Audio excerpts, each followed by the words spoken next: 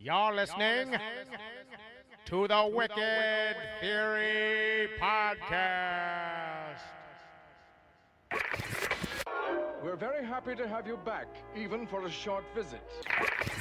And here we go. Broadcasting to you live from the only porta potty at the Kessel Mining Station. This is the Wicked Theory Podcast.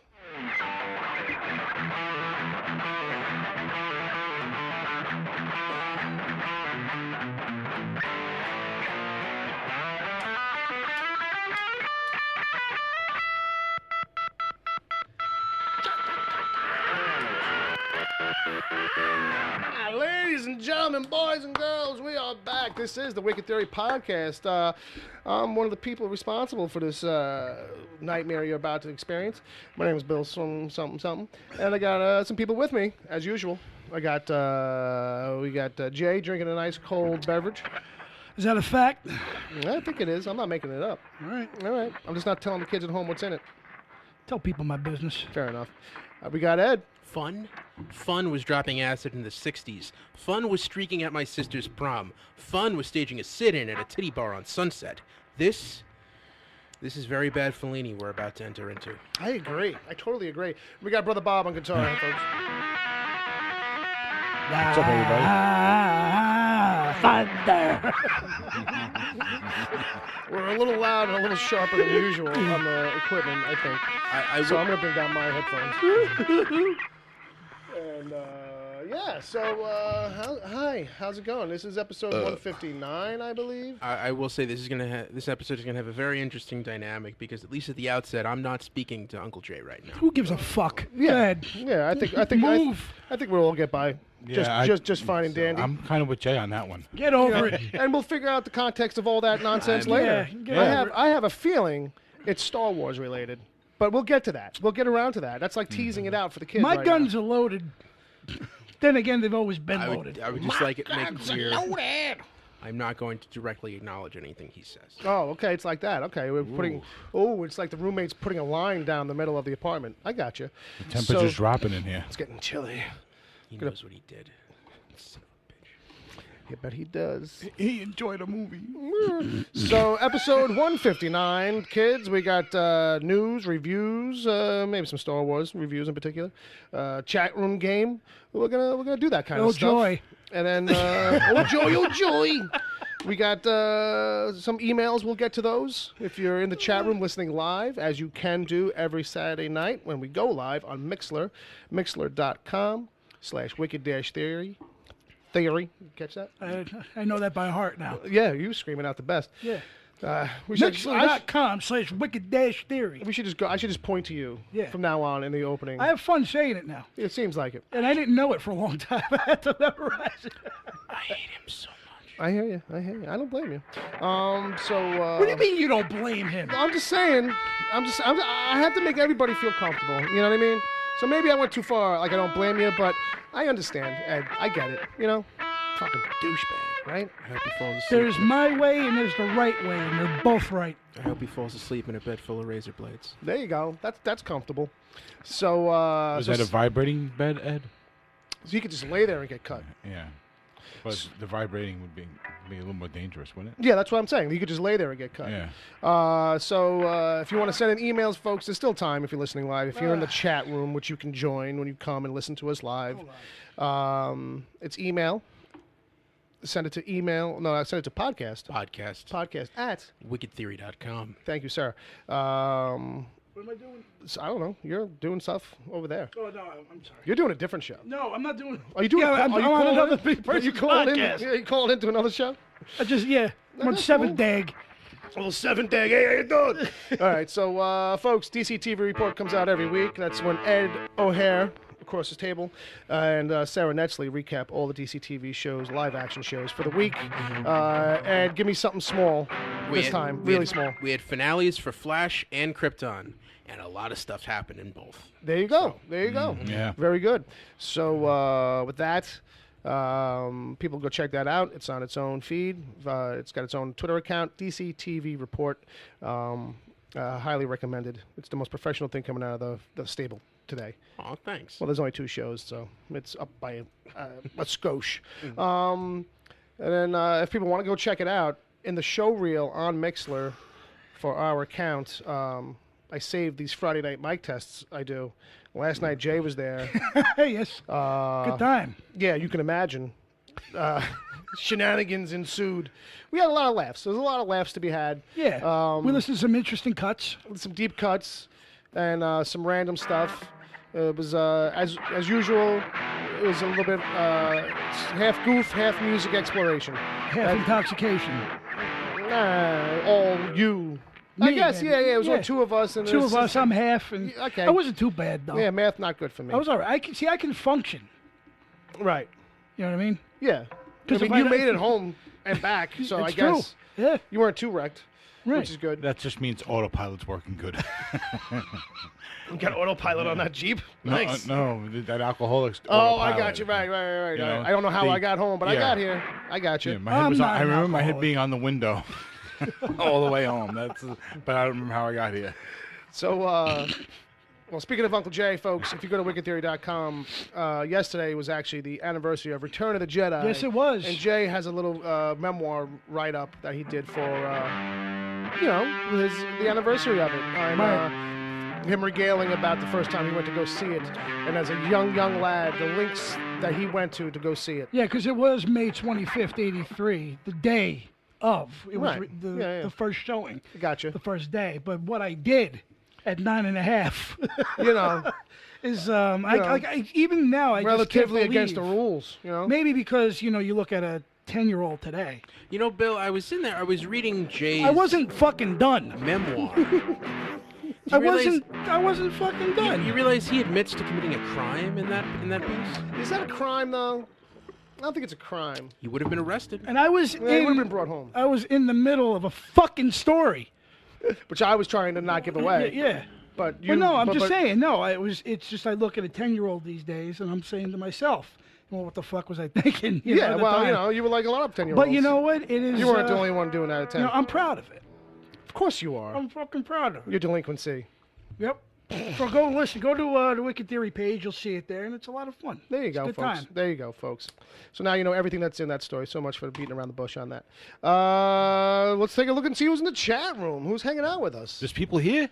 I Yeah. think so. We have Chad, Hey, Hey, 1, Wesley, 2, 2, Benny, Benny, 3. and Palmer. oh, 4. 3. 3. 3.5. So let's give him a chat room game. It's a little different than usual. I don't know. You can go funny if you want, Is but Chad Rose? Is he here? yeah, Chad Rose Chad Rose. from Make Your Dreams Happen podcast. What's your work? What's your work? Oh, that's right. I'm gonna do a part 2 to that. Yeah. Yeah. You're gonna follow up with Well, something happened you in the got- last year. Yeah, it's true. Yeah, I was just going to say, you got to get a job first, though. Well, But now there's a kind of there it is a did. career shift happening. Yes, it is. Yeah. And And I mentioned it. Well, we know that there's something going on. and, Yeah. and in about a year's time, maybe there'll be a couple things. There's a big thing, according to the things we talk about on this show. Yeah. That It's when a- it does yeah. drop, we'll talk about Yeah. it in depth. Yes. We have to be vague about that right now. Right. But in honor of Solo, I thought maybe people could tell us other characters that also need an origin movie. And for examples, Make them up yourself, assholes. yeah, pretty much. We're saying no examples. So just other characters that might need an origin movie. Maybe it's not going to be the most hysterical thing, but we'll run it through and be like, oh, yeah, that guy. You know what I mean? This kind of stuff. If you got funny answers or suggestions for it, go Yeah, for it. Maybe Go for you'll that end up too. with a box of nothing. There you go. Only the lucky kids get that shit. And then I think from there, we're going to get into some news. I think we've hit all the upfront stuff.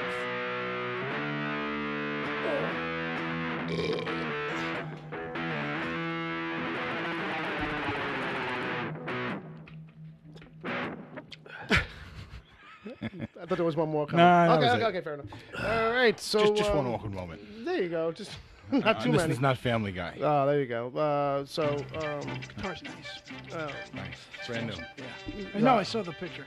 So, this music right here, this news music comes from the Daily Bugle, and Daily Bugle's got a scoop that Jake Gyllenhaal might be in a Spider-Man movie. He's up for it. Yeah, I mean, he's up for a villain, right? He's actually up for a villain. I've been waiting for a Spider-Man movie to do. Man-Wolf. J. Jonah Jameson's astronaut son, who goes to the moon and gets the wolf crystal of some kind. When he comes back, he turns into Man-Wolf. Man-Wolf. And that's not even. so I'm they not even rewrote- making that up. Yeah, But not for him. But that's a real. Yeah. That's J. Jonah Jameson's son's yeah, story in Marvel. This is he hasn't signed anything yet. Right, He's been approached. Yeah. But I think the news out of this is we know who the next Spider-Man villain will be. Yeah. And Mysterio. Mysterio. The mysterious. Oh. The guy with Yep. the fishbowl on his head. Yes. Yeah, and I can't wait to see how they do this. Let's make that work. Well, Will it be I think there's gonna be a lot of concept? visual illusion stuff going on, where suddenly he's gonna be in another environment. Yeah. And become disoriented, that kind of stuff. So for You know, those You who, know, but so, they'll make it more emotionally tied to him, stuff like that. so for those who don't know, Mysterio is the dome-headed Spider-Man villain that you might have seen, but his backstory is that he's a special effects guy, and so that's kind of like what he brings to the table is like illusion-y kind of stuff. So he has a computer. Right. With Base- the yeah, I purple guess. and green outfit. Yeah, purple and green outfit and like a dome head. It's not like a globe or a sphere. It's more like a dome where, like, if you imagine It's like more how like the a glass kettle. I'm sorry. or I don't know what a glass kettle would look like, but I would say Juggernaut.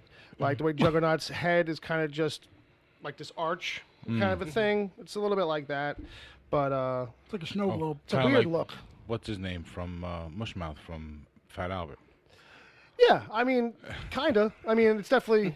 No, not really. No, it was more like a like a spherical, Yeah, orb I think sometimes shape, it's more of a ball. I guess. Yeah. Yeah. which I think is kind of cool. I mean, it's product weird. of its time. It's fucking weird. See, Bill, was more like they put a snow globe on his head. Okay, Right. fine. I'll go with Right. that. But point being that the rest of it's gonna need some overhaul because it's like just green with a purple cape. Right. I think for the He's most a very part, 60s yeah, design. like Jay said, it's a product of its time where it's like Stan Lee, like throwing it all at the wall and seeing what sticks. I think they used the same color palette they used for the Hulk. Well, it's the same color palette. They use like just And primary colors, and yeah. it's like purple and green are complementary colors. So it's like that's why they're always together in It was comics. a Ditko. I think it's a Ditko design. It looks like one anyway. Or it feels like a Steve, We, Steve Ditko design. if James Cameron had his way, we would have seen this 25 years ago. If we had our way, so would we. Like, what is that? If beers and butts were fucking ifs and buts, we'd be at the bar right now. That's nice. Evidently, Mysterio was the Heard that villain. once. Stuck forever. Evidently, Mysterio was the villain in James Cameron's Right. version of Spider-Man. Which is what I just said. From about 25, 30 years ago. But you forgot, Jay. He's not listening to you, so he didn't hear anything. All right, well, enough. For Christ's sake, I'm trying to fucking do a podcast here. We'll get there. We'll get we're there. We're Folks. building some drama, some tension. Yeah, we'll get there, folks. We'll get there, folks. This is like a WWE style thing. We got to build it up. We got to get this to the I'm not in the mood. to the. I just want my apology, and then we'll be done here. That's all it is. Bill is going to play Buddy Love. Buddy Love. Yeah. You go look that reference up, kids. Yeah, I've seen Nutty Professor. No, not that one. I might be the wrong guy for this No. bit. No, I talking know about the the rest. I know. I was making a joke on Yeah. a play on what you said. But yeah, that was actually very clever. Thank you. I'm looking forward to it. Look, Jake Gyllenhaal is pretty fucking tight. I mean, that's a good guy to get. I mean, Yeah. it's one of those characters where, like, I don't know, kind of surprised they're using him, but then again, they're running out of, like, his rogues gallery for Spider-Man, like his bad guys. Like, it's like Kraven and Mysterio now, as far as bringing new people to the Right. table. Well, if they want to, Yeah. So who's left? I would like them to redo fucking Lizard, maybe. Well, you can by right of doing Craven, you can Right. do what's his name? The Chameleon was his brother, right? I don't know if they were related, but you know what it was? Chameleon and him seemed to kind of always pop up. Hobgoblin, I'd like to see. Yeah, we talked about Hobgoblin. Yeah, we had a really good And idea. actually, you for know what? that. You guys, I'm glad you guys are here because you're proving me wrong. Like, there are some decent Spider-Man villains they haven't used yet. Isn't Vulture in prison with Scorpion yet? We haven't seen him suit Well, up. it's funny you mentioned that. So Michael Keaton supposedly is already signed on to pop up in the next Spider-Man. So, so whether or maybe not he gets out or it's just a cameo, hard to say. Well, it could be the Sinister Six. We could be getting there. we could be getting. If you're giving us 2 a movie, maybe you can add them all up and Well, hey, maybe they're all in prison, and it's just a convenient just plot device that he's now in prison, so he's gotten everybody together. just got to open the gate. And also, remember, Sony's distributing the Spider-Man movies, so they probably have some kind of say at least. And Sinister Six was a big project that they had in the works. Yeah, they were hoping for that pretty hard. So, I would say if they have any kind of creative input, maybe they're trying to drive Marvel towards that. Yeah, that's definitely still a possibility. But Kraven, Chameleon, Scorpion. Even we talked about how they never really did anything with Iron Man from the comics, any of his storylines. We talked about the Armor Wars, in a previous after show, I think, or maybe during an episode. But we could probably rehash Dr. Connors at this point. But the Beetle is a character that falls underneath that with the Armor Wars. Yes. So that could be a way to kind of bring Tony back in and have a little bit of a, fucking Well, like I said, crossover-y kind of thing. If Venom takes off, they're probably going to incorporate a Spidey movie with him. They'll find a way. Yeah. So I'm saying, there are still a lot of villains left in the. Yeah, but I would like to see Hobgoblin. Yeah, because I was a fan of those books. Yeah, but like we were talking about, they got to make it like a mystery of who is Hobgoblin to the very end of the movie. We should find that after show when we really went into it. Yeah, and if they really start running low, they could always sideways use some Miles Morales as bad guys. Yeah, or even you know what I mean, through his time travel or some shit. And or even take those kinds of interpretations like the Marvel movies did. Took a lot of those same Ultimate Universe that Miles Morales is from, and that Peter Parker. Those were tweaked versions of Green Goblin and Rhino and all this kind of stuff, and start taking those versions instead of trying to make up variations whole cloth, which I think is what they're also realizing. Maybe we don't have to really rework these things so much. You know what I mean? Because I think that was their problem with the villains too. I don't know. And you just mentioned another one they haven't really used, which is Rhino. Yeah. Well, I mean, he pops up. He's Paul Giamatti in another one, but horribly. Yeah, it's rough. It's 2 minutes. It's why'd you even bother? You know what I mean? I think someone just said, "Oh yeah, Giamatti'd be great. If he says yes, we'll do it." And he said yes, and it's shit. Now we got to put it in there. See, well, evidently it seems like the pattern is because remember Thomas Hayden Church played Sandman. When you cast someone from the movie Sideways, that's what's going to kill it. So keep Sandra Oh and Virginia Madsen as far away from these as possible. I'll go with that theory, man. That sounds strong to me. So in a little bit of Star Wars news, where it looks like we're a little bit closer to a Boba Fett movie. Yeah, they actually got what's his name? Sam Esmail. James Mangold. James to write. Right? Yeah, write and direct. That's the guy who did Logan. Right, but who's doing Who's the guy from Mr. Robot? He was attached to Boba Fett as well. He might have been at one point, or maybe he was the previous guy attached to it. He was in talks. That's what I read yesterday. He's in talks. I don't know. The link you actually copied and pasted in here. It's a huge upgrade. Yeah. It's a big upgrade. It's a better upgrade. Esmail was in talks to write and direct as of yesterday. No, it's James Mangold. it's James That's what Mangold. you copied and pasted in there. Really? Yeah, it's literally the article that I went and got. I must be getting it mixed up with another one. There's another one that. Well, maybe Esmail's attached to something else. You need to go back to even Copland for James Mangold. I think people kind of forget he's actually been kicking around for a little bit. Yeah, I mean, because that was his second film, right? But it was one that was very well written. Mm-hmm. See, even sorry. That's 2 times, man. You get interrupted a lot on this show. I don't know why. I'm so used to it that Yeah. I just either keep going or I stop and then keep going. I don't call attention to it though. One or the other. That's the best way to handle it. Copland is a really well written. That was one of the things I thought about that film right away. Right. Was how well written it was, and he also directed that as well. He did Girl Interrupted, but Logan. Yeah. Well, I think he had help with that script. I don't think he had the original draft Scott on it. Frank. To have him write this. Yeah. I mean, I don't know what you do with it. Oh, I know exactly what they can do with it. Yeah. Well, what would your pitch be?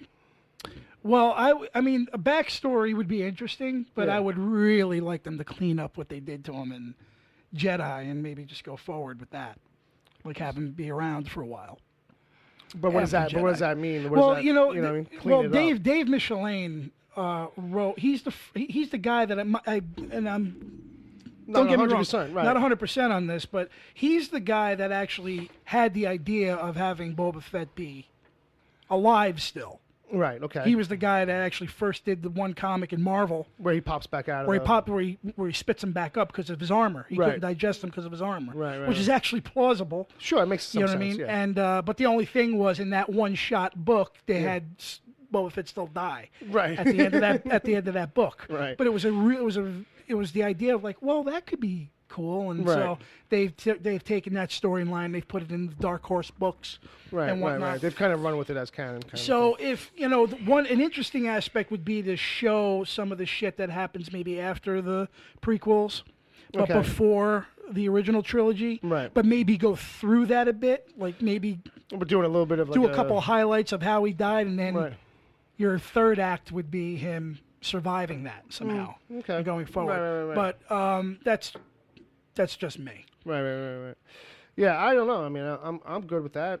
I'd like to see I'd be fine if it was just a mission, if it's just a job. You know what I mean? Right. Well, it's a beloved character, as you know, and it's one of those characters that kind of like just pops up, and it's almost like, okay, I get it. Like, he's cool looking. Let's give him a reason to be cool, though. And I feel like the prequels really kind of like in the end really didn't. No. Like they set it up and all, like, you know what I mean, but it didn't like really kind of drive home anything to say like, oh, this is why this guy's cool, like, Because you use Jango Fett for that. Well, that's what I mean. It's all that, you know what I mean? It's all that kind of shit. Well, I mean, but like I said, he's. I always liked the whole look of him. No, and that he was a bounty hunter, and that was like a badass job to do. But I mean, I think that this is the right guy to actually give him a really good backstory. This is a good pedigree. And he's known for that kind of 310 to Yuma was a good western that he did a few years back with Bale and Russell Crowe. I don't know if you remember that. So this is in good hands, especially after the great weekend of Star Wars we had this week. Sure. I would actually say the thing that kind of ruined Boba Fett for me was Episode 2. Right. I don't want to know his backstory at all. It was kind of cool when you knew less a little bit. I just want to see an adventure. I would prefer if he did not speak a word. Right. Almost as if if we saw this movie from the perspective of the person who he's hunting. Right. This is like you want a Terminator movie. Yeah. A little bit. Well, this is what I worry about with like a Snake Eyes movie, and it's actually what happened to Wolverine. It's like when you have like a really mysterious character, and like you start to unpack him, like by nature of you now telling us, even if it's cool shit, the mysterious factor kind of just wafts away. You can't help it. It's like when Marvel's like best thing going on was they start to actually reveal like Wolverine's history in the comics, and they were still piecemealing it out, and it was still, doing that thing where it's like, you don't get any full answers, and everything could still be a lie or it could be true, but like it was like, all right, now you're unpacking it. He's starting to lose his mystery. Yeah, or even if you just have it where, like, it takes him a while and he blasts through the Sarlacc pit. Right. And then he's got to rebuild himself, and everyone thinks he's dead and realize, like, oh, shit. What if the Sarlacc pit is the wraparound, right? And it's like the whole time, it's like a little bit of Deadpool, like how they do the wraparound. But so his whole time in the Sarlacc pit is him reliving his life. Like he thinks this is the end. Yeah. And now, so it's like we get all these stories through flashback of like, It's definitely a thing that you can do because the Sarlacc takes weeks to digest. Oh, right? No, it's like 1,000 years. Right. But I'm not too far off from what Ed said. No, Because in the original trilogy, he didn't speak much either. No, yeah. You know what I mean? And if they kept that aspect to it. I think that's what kind of makes it badass too. It's like he's not like a chatty Cathy. He's not like a guy who's going to take off his helmet every fucking 20 minutes. But that's the problem with movies now. Is like, it's like watch Black Panther or you watch Spider-Man. It's like, why does everybody in a Marvel movie have to take off their mask every 20 minutes? It's because we want you to know the actor's really there. Right. And it's like, okay. But like, I wasn't doubting it in a way, but now you keep taking me out of it because I'm like, what's with the mask? Then you can just get a regular athletic guy. Suddenly they can't see it in that thing when they were just seeing everything at 360 degrees inside the helmet. Right. Suddenly I'm hot under this thing now, and I got to rip it off real quick. Or it's got to get torn, like in the old Spider-Man movies, in such a strategic way that like it's like still held on by one strand across the left side, like Right, I remember that. Spider-Man 2. This Sam Raimi thing where it was like, was that really how that mask would rip up? Cast a stuntman. And Yeah. whenever he has the mask off, there's some kind of cloak covering his head. Like, he just does not... You know what I mean? Like, he's just in the shadows. Yeah. We don't need to see his eyes. Yeah, and just, Mangold, I think from a directing point, a lot of people have been mixed. A lot of people were mixed on the first Wolverine movie that he did. Well, yeah, it's rough. Night and Day, which is a movie that it didn't have a lot of play, but I actually liked. Okay. I thought that was that was almost like a Tom Cruise movie, like between Mission Impossibles. Okay. It's a fun movie, actually. It's not bad. And I'm looking in here, and it looks like one of his first writing credits was the animation screenplay for Oliver and Company, which I believe was like the bottom barrel of the Disney animation movies. Hey, you got to break in somewhere. No, actually, that wasn't Bottom Barrel.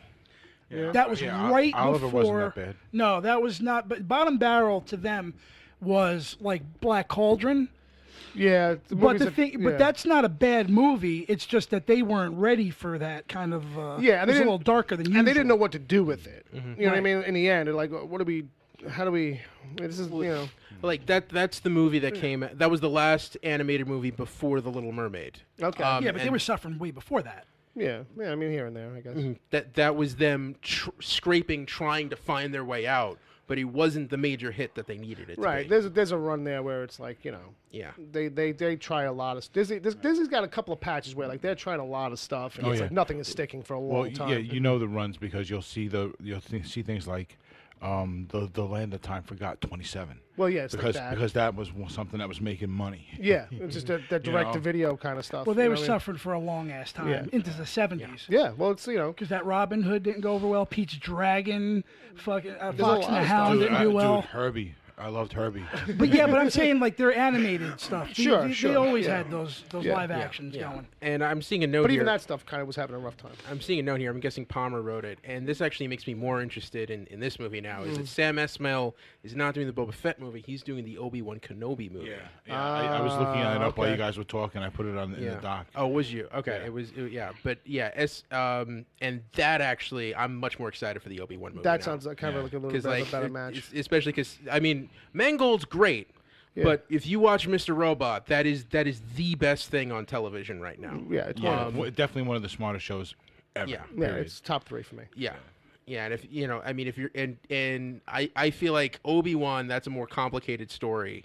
Right. Especially how you're gonna weave that in there and what's going on. Yeah, And, I think Obi-Wan needs to be a more complicated story because if you tell a simple story about him being stuck on Tatooine, watching Luke grow up, it can get a little monotonous. I don't agree with that though. The thing is because you can do anything with Obi-Wan. He doesn't have to be there. Yeah, You know what I mean? He could have It all left depends that on what planet. era, Right, what like era I you just put said it though, in. if they do a simple thing where he's just on Tatooine, which is the movie everybody's kind of has in their head, Yeah. Right, him a being lot on of people, yeah. Tatooine, guarding over baby Luke as he grows up. Right. You know what I mean? If you do that simple story, it's not going to be very good. You got to do something more complicated, which is why I'm with Ed on this. Esmail is probably the smartest way to go with this movie. He handles the complex kind of crazy shit really well. Right. You know? But I'm saying he could have left that planet at any given Oh, yeah, time. yeah. You know, And the went story back. doesn't have to even take place at that time. Like anything is plausible inside that time frame. But also the second Esmail's involved, I'm thinking we're gonna have interweaving storylines. We're going to see Obi-Wan at multiple stages in his life. It's very possible. Yeah, too. and we're not going to know which timeline we're actually watching until the end of the movie. Stuff like that. All of a sudden, it's like, Yeah. what? There's a twist in a Star Wars movie? Yeah. Fuck you.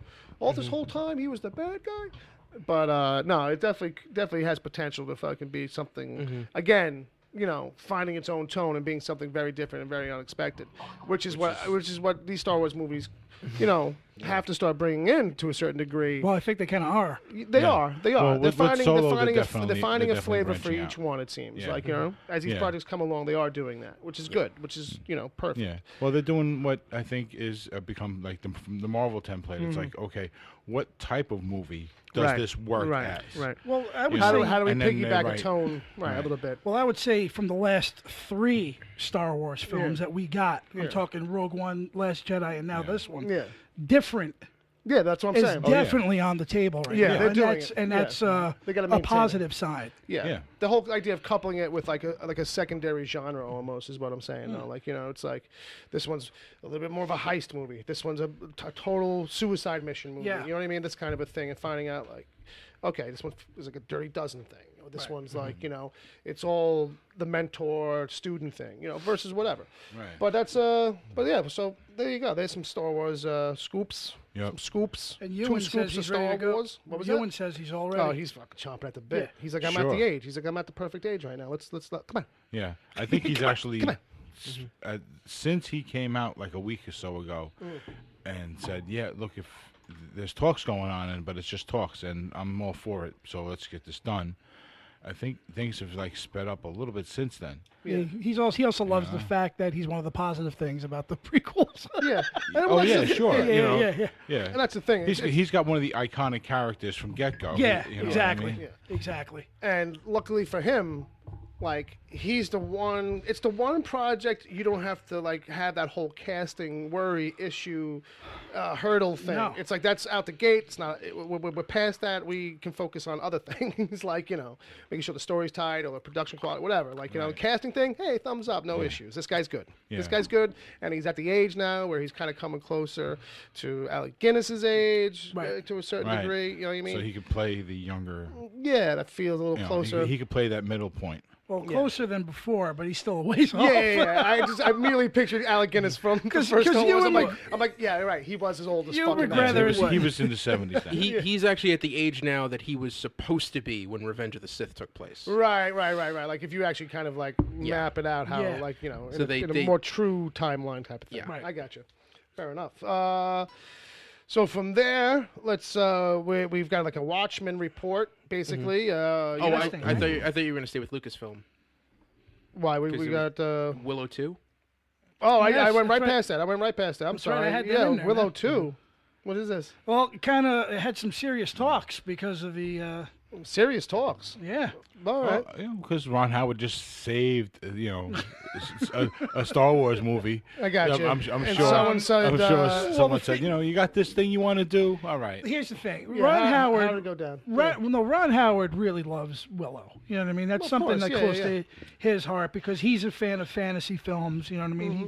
He was a fan of Excalibur, but Right. he always thought that the fantasy films weren't done just right. You know what I mean? Yeah, Like he liked Excalibur and he liked Legend. Legend was Ridley Scott's with Tom Cruise. with and Tom the- Cruise. and the Yeah. unicorn. And So he went and he did Willow under Lucasfilm. Right. And stuff like that. Now, Willow was a mixed bag when it came out. Yeah, But yeah. over the years, it Oh, has it's got its own cult established following. its. I loved it. Yeah, as a kid. so did I. I actually watched it not long ago Right. because a Blu-ray came out and I watched it not long ago. And some of the effects are kind of Right. rough here and Yeah, there. yeah. However, it still kind of holds up as a story, Yeah. as a It's got a good swashbuckling story. It's got a fantasy lot of story. heart. And now they want to do like a follow-up to that. But that's what I'm asking. Like, is that where this story's coming from? It's like, Well, or someone was asking him. No, like, hey, would you do it? he's always like hinted at it. I've Yeah. heard him say it before. Sure. But now, since this week has been such a positive Yeah. jump on Solo here, now it's seriously in consideration. Like it's gone to the next level. Of, I got you. So maybe we'll actually get some like traction on let's it. see the script. So you think we're gonna get Willow off good again? fucking Val Kilmer? Val Kilmer? I don't know. See, I don't know, man. Rough shot Val Kilmer these I don't know, days? but something tells me like if you told him about that, like he'd just be all up in it. I think he's got to be in it, but like he's not the main guy. No, like no, he's a cameo near the end where You it's wouldn't- like, oh, you didn't think he was going to be in it, Like, but he's in it. Like seriously, like you can make Willow the main character, of Yeah. course. You know what I mean? However, maybe put him with another group of people. Right. He actually says it's going to revolve mostly around Allura. In the article that was That's right. We are seriously exploring it. Willow 2 with Lucasfilm, folks. Fingers crossed. I don't want to give away too much, but there is a little talk of Willow. We wouldn't call it Willow 2. I think it would focus a lot on Allura Dannon, although Willow would have to be significantly involved. Of course, Yeah, sure. Absolutely. but no Val Kilmer. No. Well, Mad Monaghan. Bad body. And we kind of got to get this done before Warwick Davis like passes away or something. No, like, he's fine. Well, He called you recently? He's up to snuff? He's Well, got good health? He was in Solo. Yeah, that doesn't mean. People die on a Tuesday after, you know, being all wild night. I did like General Kale. Mm-hmm. The guy with the skull, the bad guy in Willow. With the big skull mask. Okay. Yeah. That's like an fucking iconic kind of a design on that character. Yeah. That was a really cool fucking mask. I always wanted that. Yeah, George Lucas named him after Pauline Kael because Pauline Kael was not kind to the first Star Wars review. Oh, okay. Well, even though she loved Empire. Well, you know, who doesn't love Empire? See, all right, so keep an eye out for that, I guess, man. you know, down the line a little bit. So, as I was saying before, just a little update on Watchmen. If anybody cares, it's coming to HBO. We've mentioned it a couple times. So it's a little bit more news. A whole bunch of casting came out. But also, mainly, more importantly, me, was the answer to the question, like, what are they kind of doing with it a little bit? And it's not a lot of hard details, but Damon Lindelof kind of put out this this missive, this kind of like long letter I read it. to the fans, where it kind of like just trying to be like, dude, guys, like, I love this thing too, like, and it's attached to me, and I was literally asked 3 different times over the years at 3 different points in my career to maybe be involved with something with this, and I told them no, and it's not till now that I've said yes. Like, I said no every time because it didn't feel right, or it didn't make any sense, and now it's like, okay, maybe we can do something. So as much as like the word remix is used, and I think people are throwing that around a little too much, I think what's more important is when he describes what he means by that, which is that like the book is canon. It's going to take place in that world. Yep. And you know, but it's going to deal with other people and other things. Like, you know what I mean? So it's in that world, it's in that universe. Those events have transpired. That's the world history at whatever point this particular story starts or whatever. But it's not some reinterpretation, or we're not revisiting all of this stuff like you've seen already in the movie, or like, you know, we're rehashing all this crap from the book, basically. You know what I mean? I read the letter he sent. Yeah, so Which was funny. Which is funny, and it's really kind of touching. It's got some cool parts in it and stuff, you know. It made me feel a little easier about it. And I've seen him before talk about his dad, how like a lot of his geek stuff comes from his dad giving him stuff as a kid. And Watchmen wasn't the only one I've seen him say, like, don't tell your mom I'm giving you this, but this is some cool shit right here. Like, read this, kid. It's going to fuck you up. Read it. Oh, it got a whole lot cooler once I heard Don Johnson's involved now. Yeah, so... Yeah, the cast, I'll run them down. They've cast please. 6 people. Regina King, Don Johnson, Tim Blake Nelson, Louis Gossett Jr., Adelaide Clemens, and Andrew Howard. My grandma fly jets. You and I are an eagle, boy. Listen, like, you know, the fact that you got Louis Gossett Jr. out of retirement right now, like, that's pretty cool. You want to fuck me up the ass? I was going to say, this is like a 1989 All-Star team. This is... What do you call 109 people in 5 years, Frank? That's a deep cut, kids. That's... You remember that one? That's from fucking Punisher with Dolph Lundgren. Yeah. Oh, right. It's the only line I remember from that movie. Yeah. And I'm like, 109 people in 5 years for the Punisher? That's not too bad. Like, that's actually pretty light. Like, sorry. But anyway. Good, man. But it's an interesting rundown of characters, and supposedly Regina King is looking like the lead in it. Yes. From all indications or buzz. Yeah. And it's set in modern day. Yeah. Although modern day in the Watchmen world. So... I don't know if they're going to acknowledge the other movie's events or how they're going to fold that in. Like, it's going to be like, you know... It doesn't seem like any of the Watchmen or, like, you know, any of those characters are likely to be in it. You know, or at least main characters in this. Right. Or, you know, or at least not in a present day aspect. Like, who knows if they'll do any kind of flashbacks, or you'll see some historical footage or something like that. Like, you know. See, that would be interesting. Like, what is a world 30 years after Ozymandias? I think that might be part of like their kind of hook in it. Like, and if they're gonna go with the Ozymandias thing that he does in the book, the squid stuff, which is just like just weird as fuck. You know what I mean? Yeah. Well, that ending is like what? It's a big what? You know? It's very much like an Outer Limits or a Twilight Zone episode. Yeah, where like, oh, we built up for all of this. So it's one of those endings where it's like you love it, appreciate it, or just flat out hate it. Like for a lot of people who like, oh, I read this dense book to get here. And what did he do? This is It's a big hoodwink. It's all a big hoodwink. This is really fucked up. This is kind of fucked up. I think I got played. And they're just gonna let this happen. Yeah, I guess it's for the best. Yeah. So one of those fucked up endings. Anyway, but so it made me a little more hopeful for it. Not that I was kind of against it, but it just kind of rejuvenated my interest a little bit. So again, that'll be another thing that's a while to really see some real serious results for it. Don fucking Johnson, baby. Don Johnson, though. How about that? If they're casting, Big they're shooting fan. soon. And hey, it's a pilot, you know, and he says that in that letter too. It's like, hey, it's just a pilot right now, all right? I thought you meant he said, hey, it's Don fucking Johnson. Hey, it's Don fucking Johnson, all right? Give me a break. We're doing amazing things. End of letter. You know, when you guys went through that whole list of people who are going to be in this, I was instantly struck with, gee, this feels like they're going to recast. They're recasting the original TV version of it for today. Right, I got you. You know what I mean? Yeah. However, Don Johnson has made a nice comeback for himself. Yeah, he's doing some this real decade. interesting stuff right now. Yeah, I mean, You know, not afraid to kind of like really kind of say, yeah, I'll take weird shit too. Big Daddy Yeah. in Django. Yeah, there's Big Daddy and Django. He's Brawl in- on Cell Block 99. I was just man. going to say that one. Phenomenal. And he's not, you know, he's popped up in a couple other things too, where it's like a bunch of stuff that we're not thinking of right now, but he's everywhere. He's like in a couple comedies, I think, too, like because it's like just a goofy juxtaposition to have him be nutty in it. He's the sheriff in the From Dusk Till Dawn show that they had. He's Oh, the was he Earl on that? Yeah, he was Okay. the Earl McGraw. didn't know that. Didn't Don Johnson have like a hit single? Yeah, In the- Oh yeah, You Belong to the City. you belong to the city. Yeah.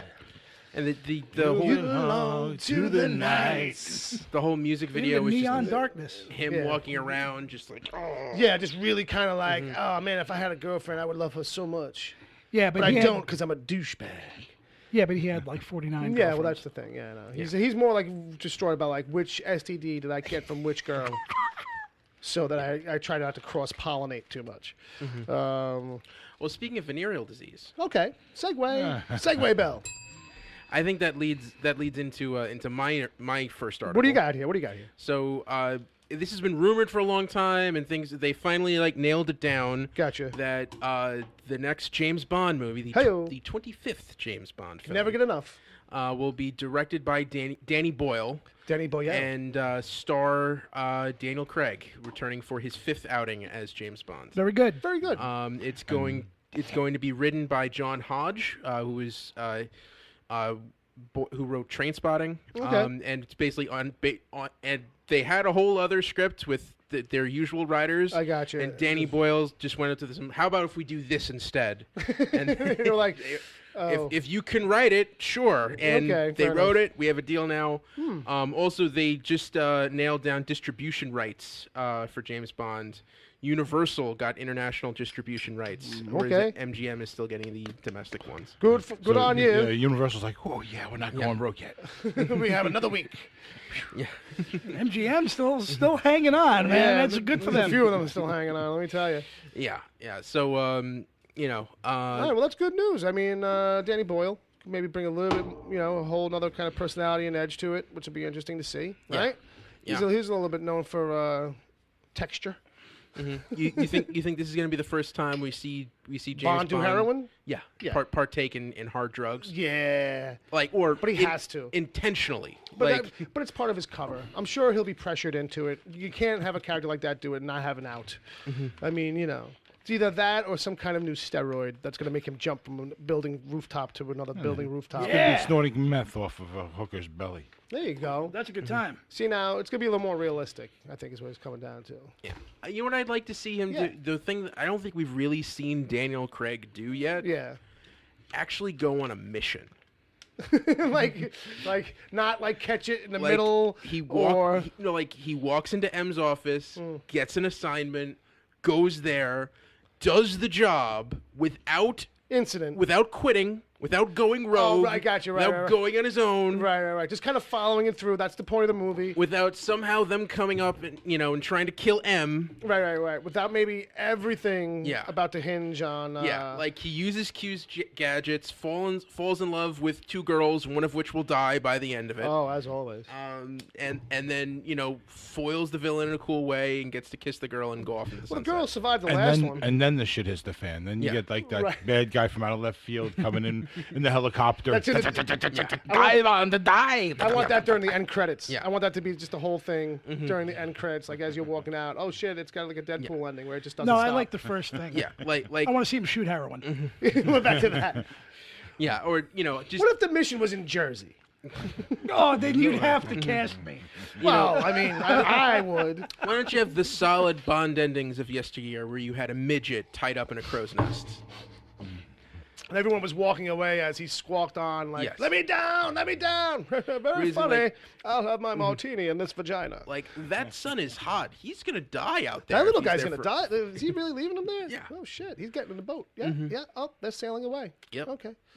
Fast forward, they're on a beach. We somewhere did else. get those kind of movies. They are smaller. They do have less moisture inside them. That's true. We did get those Bond movies. They're called Austin Powers.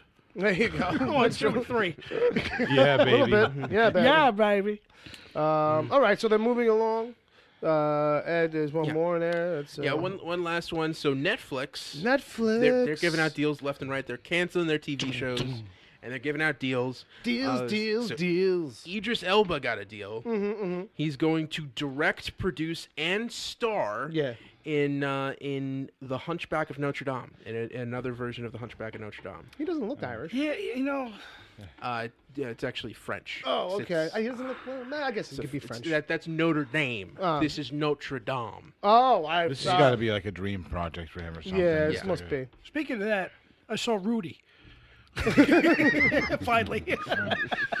Just had to put that in. Just had to put that in Just there. had to put it in. Yeah. Now everyone, I mean, the movie, which I think is like one of the lesser Disney cartoons of the last like 20 years. Yeah. That was like when the animated ones, when the 2D animated started to dip a little bit. And that's, I think, when the kind of the whole mentality of like, hey, these Disney stories are really sugarcoating these old school fables. Well, no, actually, I think it's the opposite. Like you. I felt like that was started the revolt on it. No, that's when it started to get like, oh no, these are getting a little too dark for kids. Well, Yeah. It's like you can't. you got to stretch this one real hard Yeah, to make it yeah. fucking fit. Yeah. That was the beginning.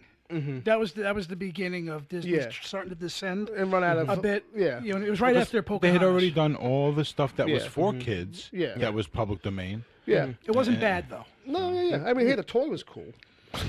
And after doing Tarzan, fucking they weird. did like 3 Tarzan cartoons, right? Yeah, Tarzans and a bunch of these other kind of, Yeah. like I said, public domain stuff. But the one Hans Christian Andersen. shit. one thing I will say is, and I hope they evoke it. There are 2 classic versions. There's one with Charles Lawton in 1939. Yes. But the one that everyone should see, like if you want great silent horror, The Lon Chaney? is the 1923 Lon Chaney version. Right. And that is just frightening. They're on Uncle Jay's shelf. If you just Give them to you. there's a clip in the middle of the movie where he's just tied up and exposed, and the makeup job on him, and he's just screaming. And the fact that it's silent, you just have the music, and you can't hear his screams, but you just imagine in your head. It is really, really striking. And to me, that's one thing with black and white, because it's grainy and Well, it's adds all the not as extra detailed. atmosphere. Yeah, it adds all that extra tone. Your mind almost fills in the gaps. Oh, absolutely. And it's even more terrifying. Yeah, absolutely. Why wasn't I made of stone like thee? I think one of the things too is just like you said, like what's his touchstone going to be for this? Yeah. Is it going to be something of that stuff, or is this going to be like whole cloth new? Because you said it was going to be present day, right? Yeah, it's a modern retelling. So, I don't know. I mean, they could. Also, they got to make Idris Elba look ugly. Cause Yeah. I mean, here we go. You know, he's not even going full retard. You know what Anthony I mean? Hopkins did a version too. Yeah. Yeah. Of Hunchback back in the 80s, Way back, or yeah. late 70s or Right. something like that. It was very Before good he too. became like this guy that. The like, story is yeah. interesting to begin with. Oh yeah. Yeah. But Ed's right. Those two, the first two editions of them, you should Right. see. I mean, I love it when he scores that first touchdown. I think it changes. Rudy? Yeah. No, Quasi. Oh. No, that's Same guy. It's Notre Dame. Oh. This one's Notre Dame. I thought this was the movie about the kid who was living in the bell tower, and they brought him down to be quarterback. Yeah, it was Sean Astin. Yeah. So, I don't know. And he just, like, you thought they were shoulder pads, but that's just how he was shaped underneath the jersey. Bob recommended it to me. He said, you got to watch He this. starts out as a midget. They bring him up in the tower. They stretch his legs Right. through torture. They hang And they him, make yeah. him 6'5". Yeah. There you go. Ned Beatty came to see him play. Yeah. Yeah, And that- then he saves the day. You know? Yeah, that's the only who was going to make the team because there are no senior transfers. Well, I guess. I don't know. That sounds like sports to me. I don't know. And John Favreau was his sidekick. I believe it. I believe it. But, yeah, so look for that, kids. Idris Elba, really stretching. Yeah. I think it's going to be similar to what we got with Romeo and Juliet back with. Leonardo DiCaprio. Yeah, back. Yeah, it's something like that, I guess. He's going to be like a disabled guy living in like an urban environment, and he's going to be working in a church. Staten Island. But it's going to be all the And- ye old language? No, Like it'll be Leonardo's? like yo, what up? It'll be So how it'll be is- modern. Right, no, but how was it then like the Leo thing? Because the Leo thing was they used the all the script, all the Shakespeare dialogue, but put it in a modern world. Well, I'm just trying to say they'll put it in a modern world. Right, Yeah, okay. yeah. I mean, you can't really do the whole novel from Victor Hugo. Oh, let's do that. It's also Just take the basic concepts and transpose them into a modern environment. yeah. There you go. But you'd be dealing with a French translation. And who the hell wants that? Yeah. Just leave it untranslated. It's French. All right, so Les Miserables. chat game. Let's do the chat game. So the Chat game. the hashtag was other characters that need an origin movie. Yeah, yeah. Let's see how this goes. All right, so we got Jaga. Oh, Jaga from Thundercats. Okay. Yeah, that's true. You don't know anything about young Jaga. Boba Fett. Boba Fett. Yeah, Boba Fett. Is that a legit Boba Fett, or is it? I think they meant Boba Fett. Maybe, or like maybe it's Bobo, like it's a crossbreed between Lord of the Rings. Bilbo. Bilbo Fett, right? Like that. Or it could just be a clown. No, that's me. All right, Jar Jar Binks. Nope, we don't need to know nothing about his origin. I've always said, that I've always wanted to write a comic book. Like the only Star Wars comic I ever wanted to write A one shot. was Gungan, a Jar Jar Binks tale. A Jar Jar Binks tale, and just He's try to secretly a Sith Lord. or the other way, try to redeem him. Like, what's your take? What? No. He's a con man. Like Oh, okay. it's all a long con. Okay. So Yeah. your thing would actually to find a way to make him cool Yeah. or interesting at least. Yeah. Okay. All right. Does he still die at the end? Because No, this is all before the movie, before Phantom Menace. Oh no, So- yeah. But you could just have him in the last panel on his deathbed, and go, and that's why Misa regret everything. Like, and just dies. No. You find out that It he's sounded like Mario. yeah. They're like cousins. He's actually one with the Dark Force, and that's why at the end, after he calls the Emperor, that the Emperor be elected, that's when he like just slams it down. Okay, I got you. Like, From yes. there on, I got you. Like his mission is complete. Imperator Furioso. Okay, Uh, all right. There were talks of that for a while. Yeah, but, yeah. Ice cream maker guy from Empire Strikes Back. I don't remember him, but that's fine. Major Payne? Oh, Major Payne. No. Damon Wayans. I mean, No. that kind of was an origin movie, but That's true. Early Watto. years. Watto. Dominic Toretto. Only if Jay's gonna do the voice for Watto. Nubian. But just that. Like no real discernible words. Then again, if they just use my regular voice, it's not too far off. I want like that. We got a lot of that. You just got to spend a little time in Tuscany for it, and that's all you got to do. See, I feel like you have to cast a Jew in that part, otherwise you're definitely anti-Semites. I don't even know. This come over I as like Jewy to me. Watto. Watto, I like a Yeah, lot. Watto's a good guy. Makes a I lot want of to see beer. your ship with the remote with the razors over. Yeah. Turned to Bill Cosby a little bit right there. And Flizzle Flazzle. Fools are flat. That's okay. I don't think Kaz is going to be complaining about it anytime soon. He's got time on his hands. He could be listening. All right, He's so got lots Dominic, of time to eat some pudding. Dominic Toretto. Yeah. No, we don't need that. Oh, well, you know what? You're getting a cartoon from Netflix. Well, yeah, no one that it has to be a cartoon because no one that young's gonna shave their head. That's true. Or care about a TV show. Yeah. John Turturro's Transformers character. No, fuck that. That's funny though, but still. Gandalf. Eh, Yeah, it was called Lord of the Rings. That's true. Yeah. He was Gandalf the Brown at that point, right? And Hobbit. He was Gandalf the Young. I think that's how they broke it down. Jonesy the cat. Hey! Dr. Zaius. Dr. Zaius. I've always known about that. The Forbidden Zone was a paradise. Okay, you two are working on the script this week. Man. Slimer from Ghostbusters. I'd be interested to see what the hell his real life was before Ghostbusters. Yeah, but they have to do the Slimer from the 80s, not... He's probably a lazy janitor who died on the job There you doing go. nothing, and that's why he's slimy. Slimy. Zombie number 348 from Walking Dead. Okay, fair enough. Mace motherfucking Windu. Real Geniuses Chris Knight. Super hot giant alien from Dude Where's My Car. I'll pass. Unicron. Yes. Here we go. Nadia from American Pie. Unicron. And Tony Stark the Party Years. Tony Stark, the party is. Yeah, like when you see the college version of him in Ultra Magnus.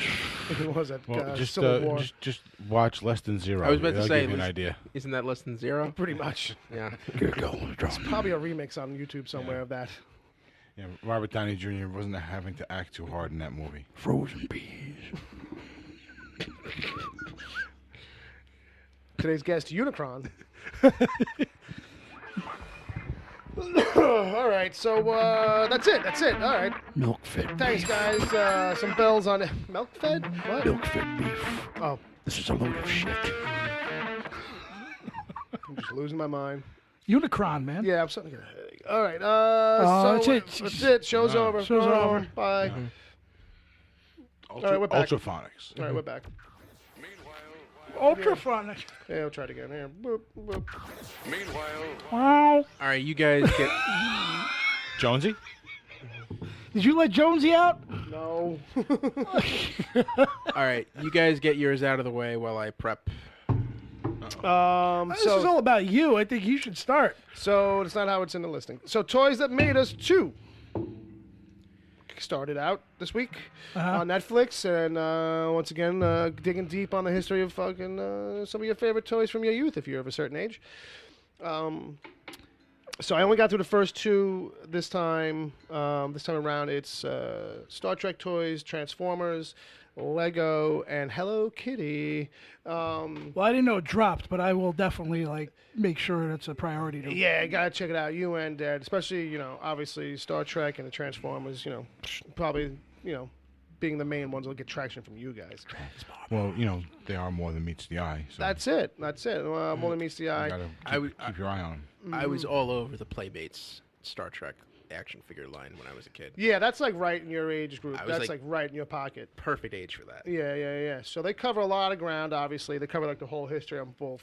On any toy that they cover on this thing, and and what's great too is a lot of the guys from back in the old days now. A little older, they don't give a shit. They're just kind of saying how it is and how it was, and just put it all out there. So the interesting thing with the Star Trek one is not to give it all away, but just that, in general, they kind of struggle over the years with finding somebody that really kind of locks it down and has big success for a while with it, and or timing of putting together a set in time for a movie and stuff. Star Wars comes in and upends the balance. It's all this kinds of shit. And then I feel like the interesting thing over with Transformers is, again, much like G.I. Joe, Marvel comes in and actually does a lot of the story and character breaking. Not the actual robot designs or the physical designs, but the actual what is going on here? How do we take all this and make this into a thing? And Jim Shooter tries to give it to a couple of guys. Jim Shooter. And then he can't really make any gives it to Denny O'Neil. Denny O'Neil comes up with some character names, right? You're laughing, right?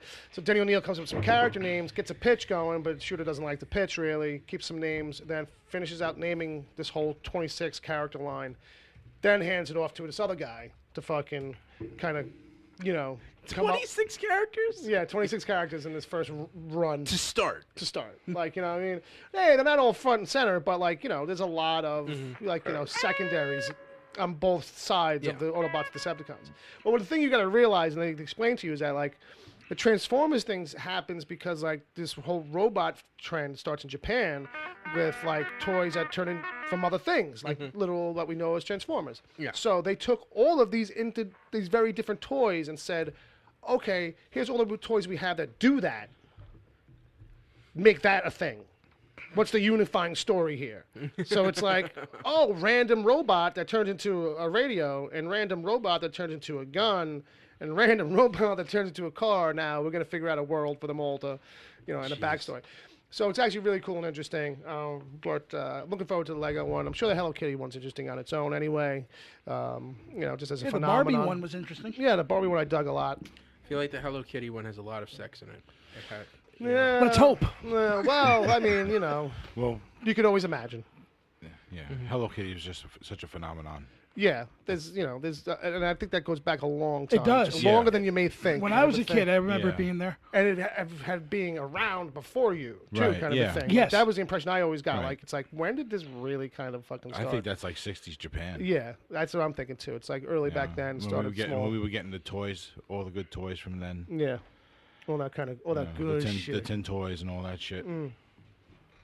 So, speaking of Star Trek a little bit, moving over real quick, that Yeah. a little bit of a rumoring, a little bit of a talk. That Kirk dies in Generations. Yeah, well, I mean, Yeah, Spoiler alert. Spoiler alert, alert. spoiler alert. It was Yeah. Fucking So there's a rumor going around. yeah, that People over at Universal are a little nervous about Star Wars Galaxy's Edge. And so they're thinking about doing Star Trek Land, whatever that may end up being called. But it's something that, according to rumors, this is just rumors, but according to rumors, it's something that they're seriously considering doing. yeah. So Well, yeah, I mean, So naturally. can you imagine going to Orlando, Florida, in the summer and with the family and going, okay, kids, first place we're going is Disneyland World for you guys, and then day 2, Star Trek Land for me, and then day 3, Star Wars Land for mommy.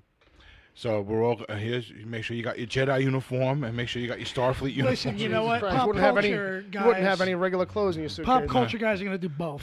Oh yeah. You know, that's what I'm and, saying. obviously, it's yeah. but it's got to be extravagant because from what I understand, what they're doing in Disney World in Florida yeah. Yeah. is Well, they're going hog wild. yeah. They're retrofitting old stuff and building Gotta brand start new a shit. costume store in Yeah. Orlando tomorrow. Yeah.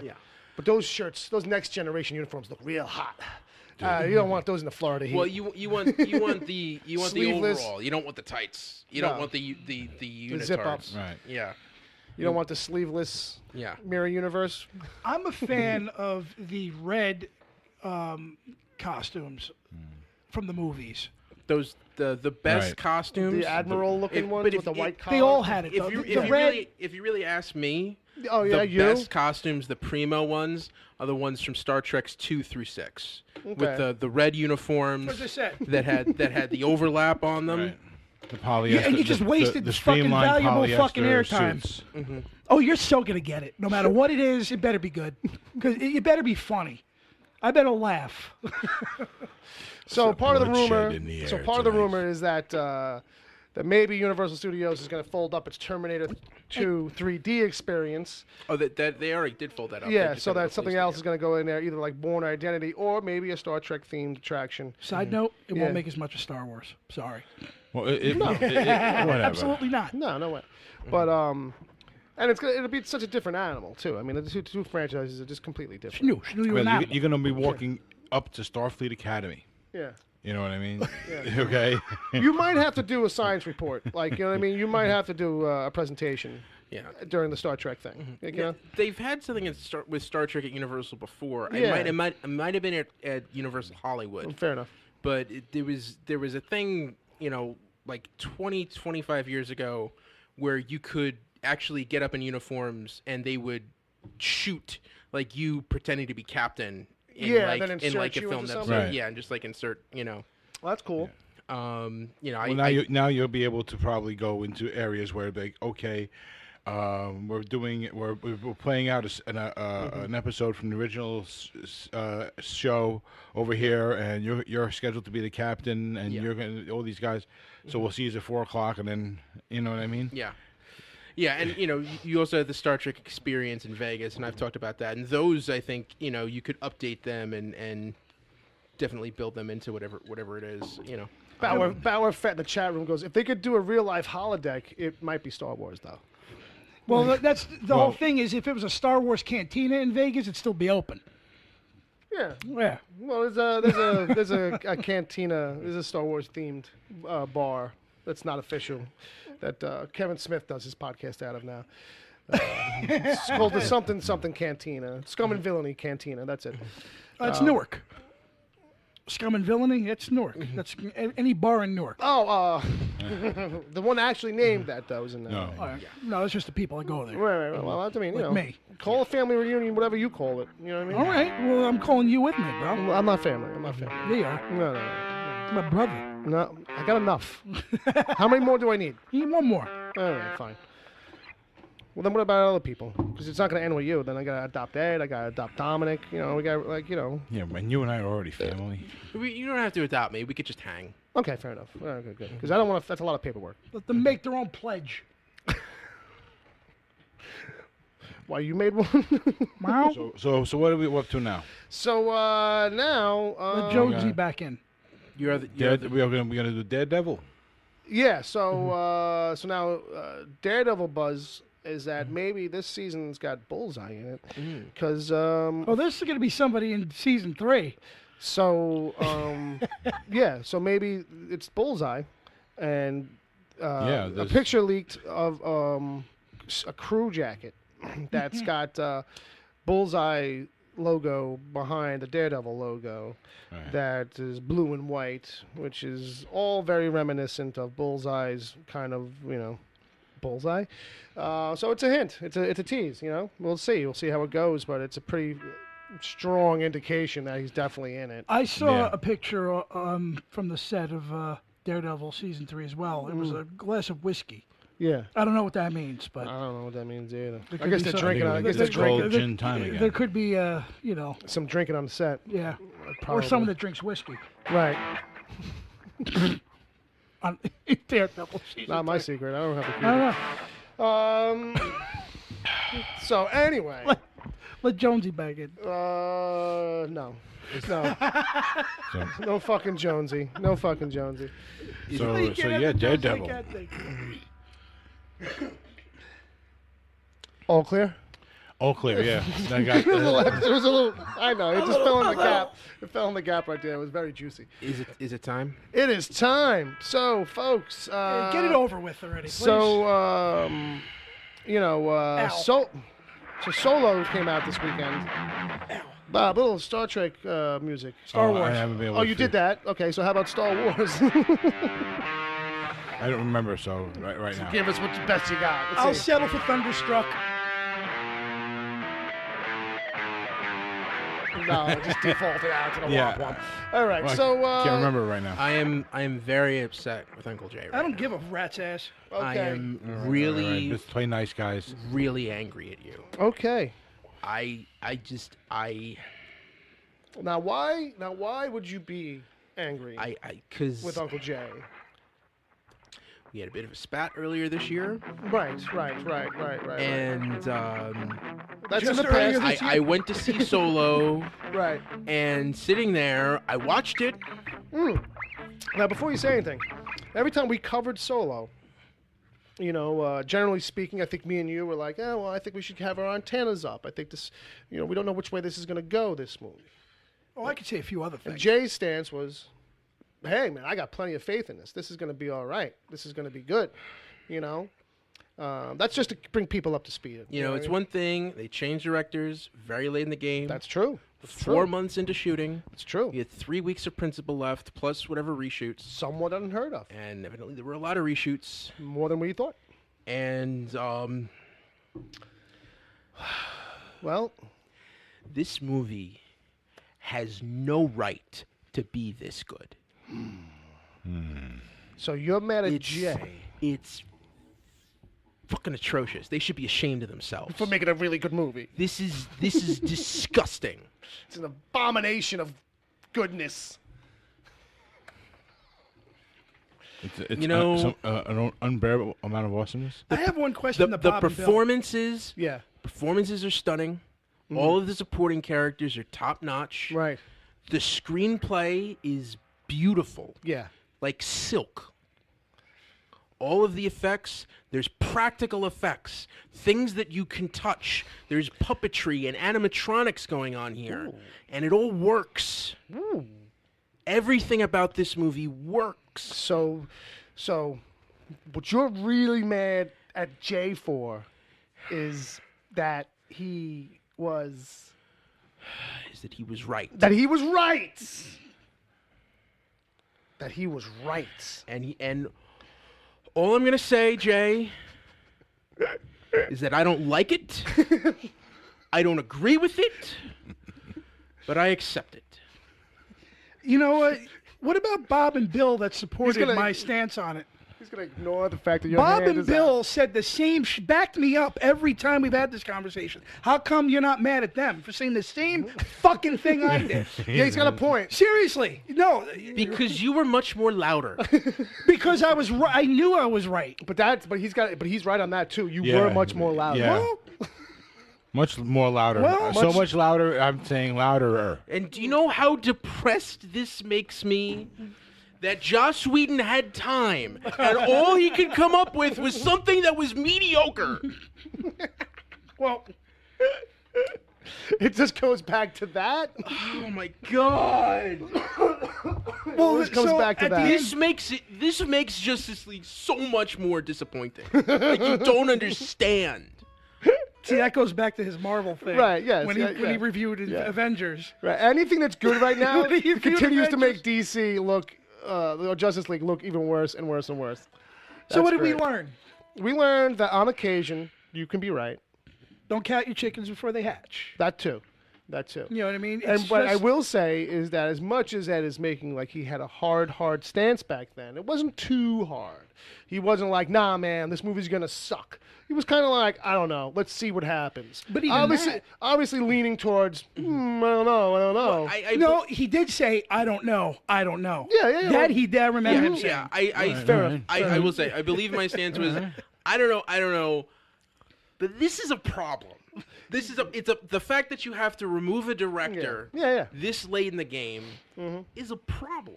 I think this. Evidently, it wasn't much of a problem because they came out with a really good movie. I think, based on what Bob just said, the lesson really learned is that if you bring in a new director and just make a whole fucking new movie, it's not the same movie, and therefore there's nothing to worry about. Ron Howard's track record for the last 5 years has been pretty shaky. But doesn't matter, though. Because Yeah. he was dealing with shitty writing. See, here's another thing. Yeah. This is Lawrence Kasdan now. And Right. this is what I will say. The difference between this movie and the other movies that have had directors taken off of it is I think with most of those other movies in those cases, it's because it's a shitty script Yeah. and a half-assed director, and it's just going off the rails, and you just bring someone in to just try to patch things up so that you Right. can have a finished product to Right, sell. right. This, I think it was the kind of thing where that script is beautiful. It is golden. It is Now it is, though. No. I think in its original form, that script was Shakespeare. And the problem is that Lord Miller weren't respecting it. Right. And they were going too much off of it. And Ron Howard knew enough to respect the text Yeah. and try to translate the text. Which I said. Yeah. Which is like, a pro craftsman versus new guys. Right. You know what I mean? Yes. Which is precisely what I said. There's probably still wet Yeah, all behind right. the What do you want, a ears. fucking cookie? Yeah, we know what you said. I heard you every Yeah. day yelling in my fucking ear. All right. So I He was just checking, Bill. true, it's true, it's true. I joke. You guys haven't seen it, but what I said before, that was a line that Lando said in the movie. I I don't okay. like it. I don't accept. I don't like it. I don't agree with it, but I accept it. Okay. And I will say this. Jay, I apologize. Apology accepted. All right. Now, But Bob did also tell you a couple times it's Ron Howard. Yeah. It's Ron Yeah. Howard. Yeah. Like if they had brought in some Maluk, If it was somebody wet behind the ears, still fresh. or still like if they had a hit movie, right? Yeah, and, yeah. And but he was still like that's his third or Yeah. fourth outing. Still kind of, raw. you know. Right, and the right. thing is, I think that sometimes some of Ron Howard's movies do fall under the lackluster of script because I don't like Akiva Goldsman at all. Fair enough. You know what I mean? And he uses him all the fucking time. Yeah, it seems to be one of You know his what I mean? favorites. Larry Kasdan now is more on than off in his career. You know what I mean? I'm taking Star Wars right out of the equation. Big Chill, Fair enough, yeah. Silverado. Yeah. This is an intergalactic Western. But Larry Kasdan's been tied to this stuff for a while. Yeah, but he was, I mean, he No, did. yeah, well, I get what you're saying. Like, he's broader than just this. Like, So, yeah, I'm he's saying- a true broad talent. He's not just Star Wars. Right. But my point is that, like, they didn't just now bring in another writer who's like a trendy writer also. Much like No. they didn't just bring in another director who's a trendy director and new and fresh. It was like, let's bring some seasoned people back in here. Right. Get a seasoned director and let's see if we can get Kasdan to come back in and kind of maybe work with Ron to help bring this back to where it's supposed to I be. mean, he's the guy that, originally, crafted Han and Lando to begin with. Sure. You know what I mean? Yeah. And the fact is Kasdan knows the Western arc too. Right. And Han Solo, for my money, has always had the Western mythology it's got a around feel of him. it. Yeah. Yeah, I would say this really does feel like a 40s Western. Yes, it is. It's Okay. it's in that same. It's an intergalactic Western. Okay, cool. Which is interesting because you watch the trailer. The takeaway I get is it's like, all right, it's a little bit of like a heist mission type film, which Right. I'm sure that it is to a degree too. But a Western can be like that just as easy. Right, because You know what I mean? most good westerns are like that, where it's like we got to travel halfway across the desert. But you have your stagecoach heist in the form of the train, and you have, Yeah. the really big heist in the form of the Kessel Run. Major Mark You know what I Western. mean? Everybody just has enough to do, and they do it well. Right now, I'm making this boasted. This is my favorite out of Disney's batch of films. Yeah. This is far and away above Force Awakens. It's better than Rogue One. Wow. It's of the modern crop of Star Trek films. This Which is a just- bold statement because Star Wars. of Star Wars films. This Get is your far, shit straight. Far and away the favorite. We're a very respectable and on-point show. Other things I liked was the way that they balanced the tech, and they actually got into a bit of technobabble in here. And That was a little more than just babble, though. yeah, like the way they talk, and they used the technology and they talked through the problem solving to get to the resolution of this film. Yeah, I noticed that and, too. And that's what great Star Trek movies are all about. Right, so right, that's right. why I was all Not just all in hitting there. you over the head with jargon that you Yeah. just go, okay, I guess that's what they have to do. Yeah. It actually holds some logic of its own together. Okay. And I meant to say Star Trek at that point. Fair enough. Fair enough. But yeah. The only real hang-up I had, and it's not something that can be fixed. Right. And this is nothing against her, but anytime I see Amelia Clarke on screen, I Right. cannot help but think that is not Sarah Connor. I don't give a shit what you tell me. That is not Sarah Connor. That is not his daughter, right? I don't have that problem. I know your bits. I know your bits, Ed. I look at Amelia Clark, I'm like, God, she's so adorable. She's adorable. She's adorable. And she really has like a Lauren Bacall feel. She feels like she's in a 40s noir film. Well, they also give her that kind of look too. Yeah. They also her costuming and Yeah. her makeup and stuff like that. Her wardrobe seems to have a lot of that look. So, Yeah. if anybody's wondering, we're not going to have a spoiler review. Me and Bob haven't seen it yet, and we're the first audience in that regard, in a way where it's like I don't want to ruin it for me. So, tough on that. It's really a shame because there's so many things I want to tell you. Yeah, I kind of have that feeling. We might have to have a little kind of impromptu thing maybe next week or sometime during the week or something. And it's so balanced. This movie's so perfectly balanced. Just the way everything kind of lays out and That's the story Ron Howard. structure. Yeah. You know, and I mean, Aaron Reich. I mean, he's not Harrison Ford, and he shouldn't be. Right. I mean, you don't want him doing a parody the whole time, right? Yeah. You know, he grows into the role over the course of the movie. The only, his smile, he's got that thing where he closes his mouth when he smiles. He's got that really kind of like the fancy dimple thing that I usually have. Whereas Yeah, like well. Harrison Ford kind of has that more sly. It's a little more of a smirky little bit to the side.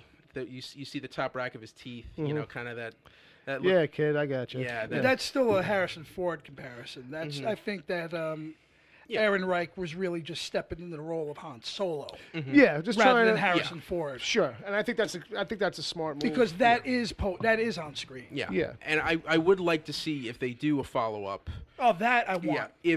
If they do a follow up, if his performance will have a little bit more rugged edge to it. If he'll be able, we'll see how much, being in this racket for a while has taken a toll on him. A little bit. Does he kind of grow towards a little bit more of that personality a little bit? Right. Well, he's supposed to be like early 20s. He's a little fresh behind the ears and all that kind of thing, which is good though. Which you're getting that story. Right.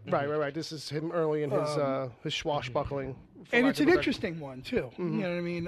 And there's a lot of things that they explore because they expand. That's the one thing about Star Wars, even Star Trek, is that you can expand on this universe a little bit. And there's so many things you can do. But you see a lot of, like, even with Rogue One, is that you got to see a lot of different things about the Empire and the wars they were fighting and what they were doing, and you know what I mean. And everything is hinted back to what we saw in the prequels, what we saw in the original trilogy. So yeah, you should see those movies to really grasp what they're really doing. Like, but now you're seeing some of it. Yeah. This is, you know what I mean? This has got the world building going on in an effortless kind of way that maybe that landed a little clunky in Rogue One or in Jedi. You see a little of the war going on, and there's the kind of like almost like a World War II aspect of war kind of situations going on. Yeah, interesting. And even more, even more excited than the sequel to this is the Lando movie, because like Donald Glover challenges Lando in almost the same way Carl Urban does Dr. McCoy. Yeah, where you could tell there's so much respect, and he has the exact character Billy D. Williams had down pat, and there's just enough of that spin in there. And like the way his fashion in this is incredible, and like I just want to see another movie with him just for the costumes. Yeah, and even with that, is even the Han and Lando relationship is still the Han and Lando relationship you get. Because, but fuck you, but I'm your friend kind of thing. Yeah. But fuck yourself, you know what I mean? Kind of in the same. So I think that, and that's got to be Kasdan's writing too. Oh, yeah. Yeah, and he wrote this with his son, Jake. Yes. Jake Busey? Jake Kasdan. All right. Stash of the highest order. Stash of the highest order.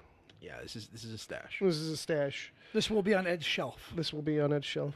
As Blu-ray at some point. Nice. There'll be a space, though, because he won't have the one before this. No. Or the one before that. Unless I gave it to him for Christmas as a goof. Well, let's jump right into emails, because the first email actually is... I'm disappointed in you, Bill. That I haven't seen it yet. Yeah, you haven't seen it. Yeah, I think you're disappointed in yourself. I'm a little bit down, too. Yeah, I'm burned out, bro. And not for nothing, I really kind of wanted to hear what the hot take was from you guys. Because I was like, I don't know. I gave you an opportunity last night, and you decided to hang with Jay instead. Well, it's Jay. How am I not going to hang out with Jay? So this one, first email is from our buddy Benny Livewire. All right? So... be gentle here, boys. Why? Why do we have to be gentle? Well, he says the subject line on this one is the Solo film a bit meh. Hi, Wicked Theory. I went to see Solo, a Star Wars story this week. The film didn't wow me, sadly. I've been a Star Wars fan for a long time. See, that's interesting. And my fandom has faded a little. I enjoyed Rogue One, and it was a decent spin-off from the Skywalker franchise. But this film didn't do it for me. Glover as Lando was fantastic, and he was my favorite to watch. Emilia Clarke was also great, but I must say her performance in this was better than her performance in Terminator Genesis. She is not Sarah Connor. I don't give a fuck what you say. Oof. All right. Ed's finally dropping F-bombs, and it's tied to that. When she gets naked into the time machine with Jai Courtney, there is no chemistry. I was into it till you said Jai Courtney. Okay. He ends this with saying, I will rate the film 2.5 out of 5. Wow. Love the show. P.S. If I'm ever in New York City, Uncle Jay, you could be my drinking buddy, mate. Good. That's good, but we'll have a conversation. Obviously, you guys is gonna be a big chunk of it. Benny, I got to disagree with you. Yeah, I mean, hey, your opinions vary. I wish you'd have elaborated a little bit more, like what specifically didn't draw him in, or what Well, he's in the chat room. He'll probably respond. No. What you can do, Bill, is if you and Bob do wind up seeing it, you can like have him elaborate more and send it in or something. Well, if he wants to send in a follow-up email, I can hold it, and then if we get to something during the week, Like I can't wait to see it again. Right. I hear you. Well, I'm very surprised. To a degree, that it's not just good, but it's like really good from you guys, from both of you. Well, it's not know just what I mean? us. There's a lot. That's the thing too. Like I was kind of surprised to see that in a couple of things. I think I told you this yesterday. I was going to tell Ed. There's a guy that kind of felt the way you did about it, saying that he was not wary, about the change in directors, and if we really needed a Han Solo backstory and whatnot. But not only his first 2 paragraphs of his review was what he said. Like a year or a year and a half or whatever, whenever that happened. The rest of the 9 paragraphs was him just going off the rails on how great it was. Right. So it's not just, there's a lot of people out there that are, critics are going to always review these movies with an anal retentive, that's the look. MO. That's why, for me, even Empire has its haters, according to critics. Yeah, but that's the thing with movies. It's what I all mean? subjective. So that's why my whole point was that, I was really going to stand by and wait for you to. Right, but I mean, you have the first 2 Star Wars films, and then you have this. Yeah, that's how far I'm going with it. Right. I really, it's just so much. It's what a summer movie should be. Put that on a fucking DVD box, huh? Yeah, I mean, Uncle Jay says it's what a summer movie should be. Pacing's great. It's swift, it's brisk, but you still get those character moments. Every time they introduce someone new, you get a little bit with them, so you can invest in them. And there are minor characters here who you don't realize are only in maybe 20 minutes of the movie, but they have a really strong impact. They have a real reason for being there.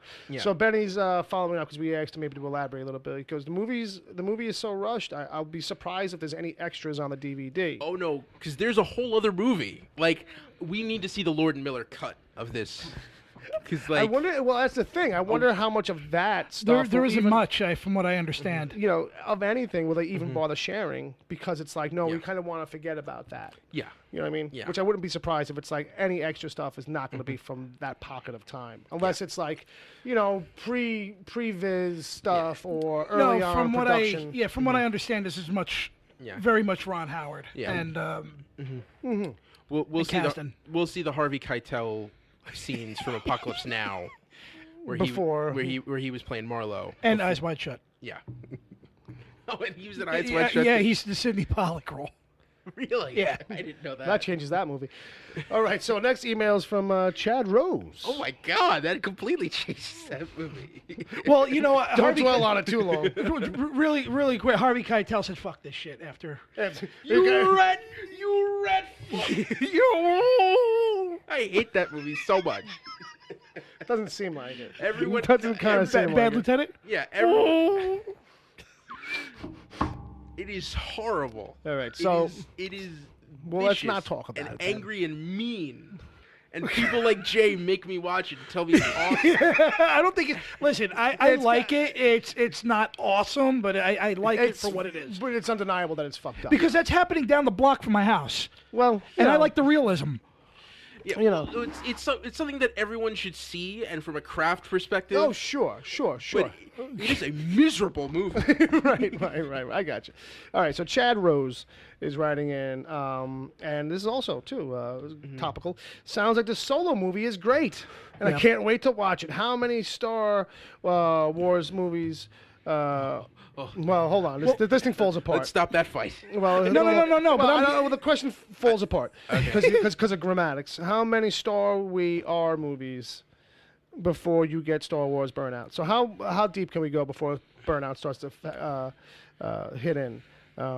See, I don't think this is a matter of dosage as much as it is tolerance. It's about. It's not about how many before you get tired. It matters on how far you space them out. I think it's that.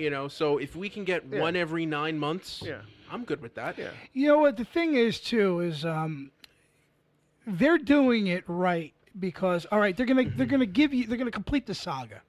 Right, we got one more film where you complete the saga, and then they'll put a cap on it. Now you're giving us Star Wars stories. You know what I mean? And now we got Rogue One and we got Solo. And they're getting better as they go. Yeah. So you keep the quality, you keep the interest. I don't see it dying. No, I don't see it really dying either. There's so many things you can do. Because here's the thing. Even if these movies start to only produce half as much money, right, they're still fucking making shit ton of money. Right. That it's not going to stop. Yeah. Like, you know what I mean? Like, if there's a drop-off at any point, like, people will say, okay, well, Solo's not doing the same exact numbers as expected, or, like, you know, it seems to be, like, a little bit of a tick down compared to the other movies. And I'm saying that, like, while everybody else is like, oh, is this a sign of fatigue? No. People say, is this a sign of fatigue anytime a movie starts to take a dip in a franchise or a series? Like, I have a counter to that because the prequels did that. The prequel, like, for instance, I think it was, I don't know if it might have been episode 2. Yeah. Where it actually didn't make the numbers they thought it was going to. Yeah. But they said that even if a Star Wars movie bombs, it's still a fucking hit. Yeah, well, that's what I'm getting at. Yeah. You know, so I think for this, this, I think if anything, it might be suffering from, like, this. We live in an age where the predominant fan base on this is hip to everything that happened in the production. Yeah. So I think there's a quadrant of those people that are hesitant to see it the first week. They want to wait and see a little bit, maybe before I jump rush out. It's a holiday I see that weekend. happening, yeah. You know what I mean? And I'm expecting either a better second week than expected.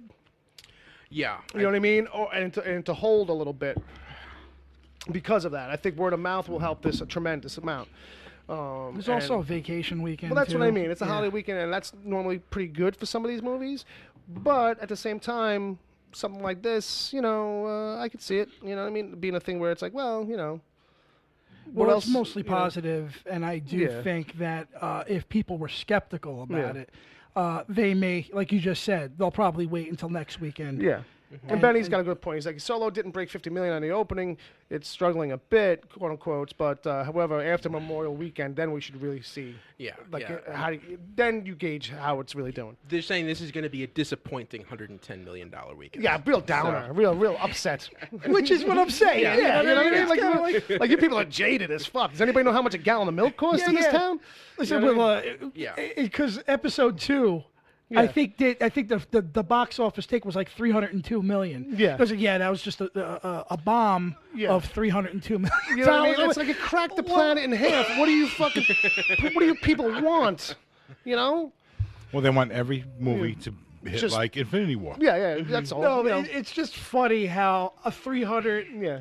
Oh yeah, we only made 110% of profits. Yeah. We wanted 400. Yeah, we were hoping. You know. Well.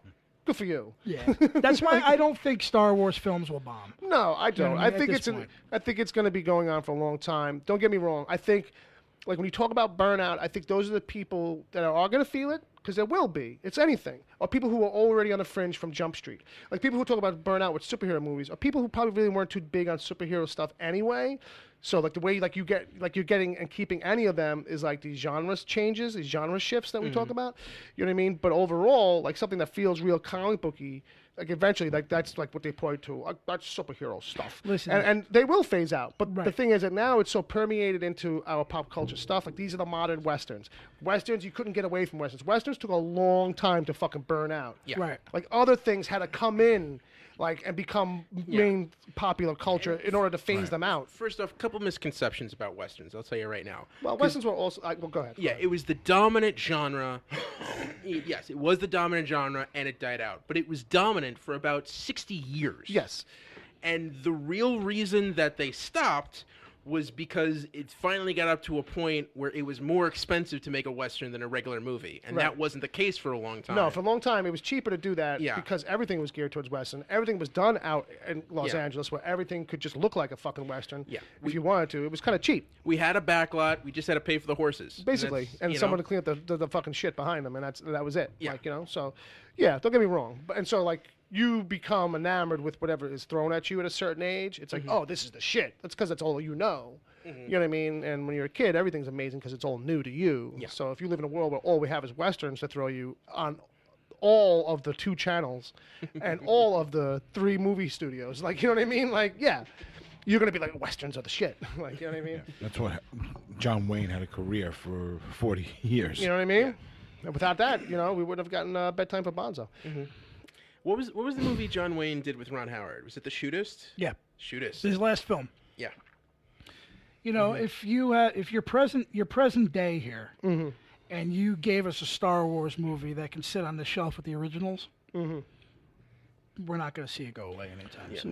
No. Yeah. And now that they're branching the world out as we go, and giving us inside of these spin-offs that we've always wanted, Solo, Obi-Wan, Boba Fett, like as long as we don't just kind of stick to stuff in that pocket, if we spend some time in there finding other new things in other new places that keep opening and expanding the universe in indirect ways that feel natural, then we'll always have places to come back to. Which is what I'm saying. You can do so much. Yeah. And as long as you get quality people behind That's it. Yeah. And I always said you need to have Lucas step down somehow. Yeah, well, I'm sure that they're taking notes on this because this is the same House of Mouse that's doing Marvel movies, and I'm sure they're looking at everything that Marvel is doing and how they've been planning all these movies, and how it's been piling on more and more success. Right. That's what they're gonna start doing. I also think Disney is letting Marvel and Lucasfilm do their thing. That seems to be that's what seems to have always been in the acquisition phase of Disney, the best thing that they know how to do, which is like, okay, we seem to be fucking up our animated division. Right. Let's buy Pixar. They know what they're doing, and let them just do what they're fucking doing. Like, okay, we aren't getting the boy market, the boy pocket. Right. Let's buy fucking Marvel and just let them do what they do. Let them do what they're doing. Right. You know what I mean? Yes, we can't figure out the Muppet Show, but we'll get to it. We'll work it out one day. It's because the thing somehow that's the challenge. Is that you don't see that Disney logo in the beginning of these that's what, franchises. That's true. The branding's not all over it. Right. It's Marvel and it's Lucasfilm. And that's it. Right. You know what I mean? Right. Disney's not trying to say this is us. No. It's like we just let them be. And they learned from Jerry Bruckheimer. Jerry Bruckheimer was there for 15 years, and they financed all of his movies, and you didn't see a Disney on any of them. No, I mean it was all Touchstone Pictures. Yeah. Wink, wink. Yeah, there you go. Yeah, Touchstone. Yeah, it was Touchstone. Jerry Bruckheimer. Jerry Bruckheimer, Touchstone. It's a romantic comedy. In a volcano. He actually had that cool thing, where it looks like you're out of a car and you're going through this his logo with all the trees and the lightning, and the black, like a night storm kind of thing. It was a cool logo. If you're a production company, your logo takes more than 3 seconds to happen. Fuck you. We've covered this, but I will say about that particular logo, what's cool is the visual. What kills it is the name, because it's like Bruckheimer. Meanwhile, it's like no, that should just be like Lightning Strike Productions or something like. You know what I mean? That is no way to talk about the guy that gave us Flashdance. I disagree, sir, and I say it is the only First way of to all, talk about him. Let me tell you something. Jennifer Beals yes, tell me after my own heart. Oh, okay. I was in love with her. Oh, Flashdance. I thought you were talking about the one Footloose? No, the girl from Saved by the Bell. Showgirl. Yeah, I get them mixed up all the time. Well, it's a sequel. Yeah, but it's a follow-up. All right, so it's about her daughter. All right, so next one here from our chum, our dear friend. And we couldn't wrap up the show Lester? without him. Who? Lester? Lester the molester? Nope. Oh, fuck. Leslie. There you go. So he says, hey, you gentlemen, and I think this is an interesting question. It's a really serious kind of question. To a degree. What determines... How many drinks has Jay had today? What's the over-under? What determines when you can spoil a movie without like a hesitation or a second thought? And how does this change for things like from books to comics and games? If I don't see you, good afternoon, good evening, and good night. I think, spoiler, if you alert that it's going to be a spoiler, I think is just the way to go. And yeah. People are even putting spoiler alerts on like Return of the fucking Jedi. Yeah, well, I think that's a thing. I think as long as I think in an ideal world, like you kind of have it planned that you're going to do a spoiler-based thing, and you have that like in your intro, you have that in the setup, and then from there you can go clean and not have to worry about it. The whole thing, the whole Kevin Smith retroactive spoiler alert after I just told you Kaiser Sose was actually the garbage man. Fucking all of a sudden you're like, oh fuck, you just gave that away. Too late. Okay, so But everybody's opinion kind of varies on this. Unless the plot, like enjoying the movie, hinges on a plot twist. For example, movies like Fight Club or Sixth Sense, Okay. which most people know those anyway. Yeah. But you Well, still, Sixth Sense is actually the thing that started this debate, I think. But I think you check with the person and ask if they don't mind it being spoiled. Right. Well, that's the thing. You know, if or it's a you just conversation, refer yeah. to this is like the Sixth Sense ending, and just don't say what the ending is. Right. I think people will get the gist. Otherwise, any other movie besides that, I would say once the DVD's released, once the Blu-ray's released, and it's available on home video. I'd agree with that. Yeah, I mean, by that time, I would agree that you were definitely in the clear by that. Because if you really wanted to see that movie, you would have caught it in theaters. Yeah. Right. Yeah, that's fair. And you would know that The Sixth Sense is a sequel to The Fifth Element. Right. You know, Exactly. so you know what I that's, mean? you know, It's true. right. That's true. And that's totally true. My initial instinct was, after 2 weeks of a movie being out in theaters, Yeah. if you haven't seen it, you're probably not going to see it. Yeah, I can So- see a little bit of that, though, to a degree. I Yeah. think at that point, you're probably still kind of in the spoiler zone. I Yeah. think after a month, though, Yeah. if you're out in public and people haven't seen it by then, they're not that interested that it's going to hurt them if you accidentally say something. I think, too, like, you know, if that's the case, too, it's like it's been out for a month, you really can't get mad if someone spoils it on you. Yeah. Like you don't have a lot of wiggle room. You can be like, hey, dude, I didn't see that yet. Oh, man. But, like, you can't, like, kind of get pissed at them. It's like, it's been out for a month, man. Like, if you were excited for it, I'm surprised it didn't get ruined for you Right. already. Because sometimes, you know, like I was saying the other day, I think to either Bob or maybe you, Ed, that, like, or maybe you last night, Jay, that, like, you know, I'll get stuff ruined for me even though I'm not reading spoilers directly. Yeah. But I'm catching up with headlines and reaction bits where it's like, oh, from all these context clues, You can figure it out. I know what the spoiler is now. Yeah. Between 3 different headlines and 4 different tweets that all kind of like beat around the bush a little bit, it's like, oh, the Yeah. canary dies in the coal mine. Yeah. Fuck. But mo- Yeah, through inference, you Yeah, can figure exactly. it out. You got to remember, most people we interact with in the real world don't hawk those websites like we do. No, but also too, it's a generational thing too, a little bit. I think too. It's about how internet, and if you're like an internet, like here's a 2 + 2. You know what I mean? Like if you're like kind of like on the internet a lot, whether it's social media or not, and like you're into nerd shit or geek stuff. I'm sorry, like you're gonna get Yeah. you're in the mix. Yeah. The other thing I would say, because I do know Shyamalan got a lot of flack, because when he announced Glass, it kind of spoiled the ending of Split, and he did that exactly 1 week before it was going to come out, before it was going to be released digitally, and it was like you couldn't have waited a week for people. Yeah, like I would have waited a week. Yeah, Yeah. like I would have. You know, he couldn't. Yeah. He was chomping at the bit though. Right. And you never know. Sometimes with some of that stuff, I wonder too a little bit if it's like, is he hip that it's gonna leak?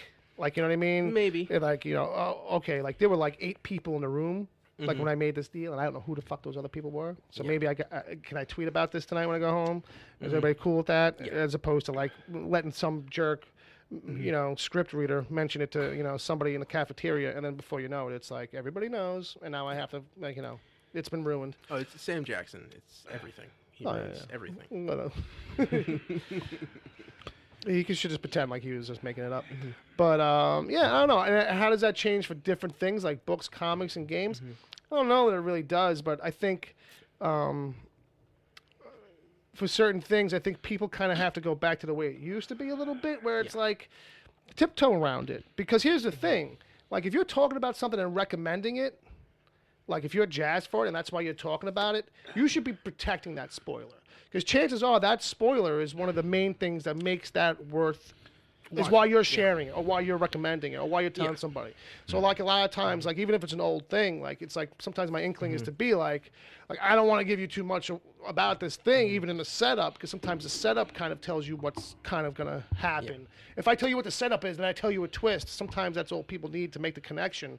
And it's like, oh, he was really a race car. The bad guy in L.A. Confidential is Rollo Tomasi. Oh, fuck! Spoiler. It's always a guy named Rollo. It's always a guy named Rollo. Rollo Tomasi. Rollo Tomasi. All right. Found out it was one of his informants, Rollo Tomasi. Hey, and not to ruin it for you, but That's epic name, man. Epic. It's phenomenal. not to ruin the movie. That should have won Best Picture. Should in have. '97. Yes. Not to ruin Bridge on the River Kwai, but we were in World War II. Just saying. And Rosebud is a sled, Yes. and Anakin Skywalker is Darth Vader. Fuck. Fuck. Yeah. So people who hated that kid in the first movie, they were right. He does turn out to be a dick. Yeah. Agent Palmer throws out, no Bob after 2 weeks means I won't be paying to see it, and I'll wait for Netflix. It doesn't mean I want it spoiled. Well, it's fair enough, but, you know, But- that does start the window. I think after Yeah. 2 weeks, that's when you have to start being careful. Yeah. Or know that the jig is up. Or, like, if you see someone start talking about it, then you have to be proactive in saying, I don't want it. And I hate that, like, when I Right. find out there's a twist by someone telling me, hey, man, there's a twist in this. Because I feel like that's just as big as anything else. Because now my antennas are up when I go watch it. You know? You gonna take that shit, Bob? Fucking Agent Palmer talking shit like that? I'd go after him. Well, you know, it's Agent Palmer. It doesn't really count. You know, Agent Star Trek, fucking undiscovered Palmer. there you go. Bob doesn't need to do anything extra to make Palmer feel bad about himself. Oh, hey. That was mean. I'm sorry. That was mean. I apologize. You haven't been mean to him in a while. I apologize. I was actually talking about me. Oh, it was a little kind of That's- like, I got you. Yeah. I got you. I just feel that everyone hates themselves, so might as well just spread it around. If that's how I feel. Yeah. It must be how everybody else feels. Of course. A little projecting. Yeah. You know, yeah. You're kind of right. You know, Yeah. Welcome to adulthood. See, this is why you and I have this connection. Yeah. Bill. It's fucked up, but we have one. see, it doesn't help that Palmer is also waiting for a nice cheap matinee to go see the movie. Hey, I think he already saw it, if I remember correctly. He went on Saturday. What do you say? Solo. Oh, he did? I think so. So what do you say about? Oh, Bill. Yeah. I loved it. No, I don't know. I haven't spoken to him today, so he might have seen it today. Yeah. He'll probably let us know in the chat room. What else is there to do in Bethlehem? Yeah. What was that? Baby Jesus, right? What was that? He's in Bethlehem. No, right? this is the one in Pennsylvania. Oh, the one in Pennsylvania, not the one in Yeah, Jerusalem. no. I think. Okay. There'd really be a time difference then. Yeah. I think the biggest thing going on in Bethlehem, Pennsylvania, is cooking frozen pizza. A casino is not too far from that. I think they might have a AA ball club. I don't know. Hey, double. Well, let's not get crazy. All right, double. AA. What's That's what's right. below I that? only watch lithium clubs. What's oh, it's a battery. Palmer there. didn't I see get it. Palmer didn't see it. He had car issues. Oh, all right. What do you all right. drive, man? Not Pinto? Not a Millennium 78 Falcon. Pinto? Not a Millennium Falcon. I'll tell you that. You should dress it up. Oh, like- that's another thing, man. They did some really cool shit with the Falcon, man. In the movie. Yeah, I heard. I saw that get beat around the bush a little bit. Yeah. Oh, it's so much fun. All right. And he says it's AAA, Ed. It's Oh, AAA. yeah. He's got Double A? He's Yeah. got MCO. Oh, He's got. you got the Lehigh Valley Iron Pigs. Yes, which have a guy named Sweeney on the team. AA is Alcoholics Anonymous. Well, maybe at one time. I don't know about No, this no. season. Well, he went to go see a game, and like he okay. he texted me the photo of the guy, like like 3 feet away from him. What do you get? Like $12, $15, and you get all you eat over there with the baseball. I think they just pay you to come in. It could be. I know here it's like $20 or $21 now. You get food. Yeah, who cares? Like it's There's a light show afterwards or fireworks. show. Yeah, usually fireworks. It's unlimited. Where you get all the hot dogs and burgers. you Hot want? dogs and burgers and non-alcoholic beverages. Yeah, it's the whole. We'd really like you to come here package that they Yeah. got going now. No. Yeah, it's like really a regular ticket is like $13 or Want your $14 package to now. come? So You better for, take it for easy, $20, Chafee. $21 you get everything. Correct, Jay. Yeah, I'm saying relax. Yeah. My package is. Ready to come? Speaking of ready to go. Ladies and gentlemen, this concludes the broadcast day of this particular episode. If you're listening live, stick around, linger longer, and hang out to hear the after show, which you can only hear if you listen live or if you support us over on Patreon for a mere $1 a month, 99 pennies. If you had 4 quarters laying around every month, 20 nickels. even those. 10 And dimes. Like quarters you might use. Nickels and dimes and pennies you're not using. But, 4 games of Bionic Commando. which nowadays, game. Great game. Which nowadays, if that shit was in an arcade, would be 2 games. I It's probably believe 50 cents a play now. I think That's about that a buck a play now. the PS4 should redo that game. Well, you might be able to download it and I think there play was. I think there was a remake on Xbox. Was there? Oh, that's a great fucking. I think Contra's getting a redo. Oh fuck yeah! It's getting a remake. Oh, yeah. Can't wait to like play that game in a remake where you got the giant gun that shoots in 5 directions. So Well, folks. they had that in Bionic Commando too. It shot. Yeah, everywhere. We can talk about this in the after show. We don't need to topic. But there was anyway. aliens in Bionic Commando. Bionic alien commandos. What are you gonna do, folks? What are you gonna do? Robo Terminator. That's it. Robonator. All right. So with that, like I said, we're going to wrap it up. Check us out over on Patreon. Support us over there. Hey, and if you are supporting us over there already, there's a feature if you use the Patreon app. It's called Lens, and it allows us to make short videos. So every now and then I'm posting them up once in a while. I don't know. They're supposed to only last 24 hours. I don't know if that's true because I had one that was still in my phone, but I don't know if that's because it's my phone. I don't know if it's on everybody's phone. I don't know. So go check that shit out, I guess. I think that's it. So let's give it out the old handles. Yeah. All right. Jay, where can people find you on the Twitter? On the titter? On the titters. Uncle Jay's thing. Uncle Jay's thing.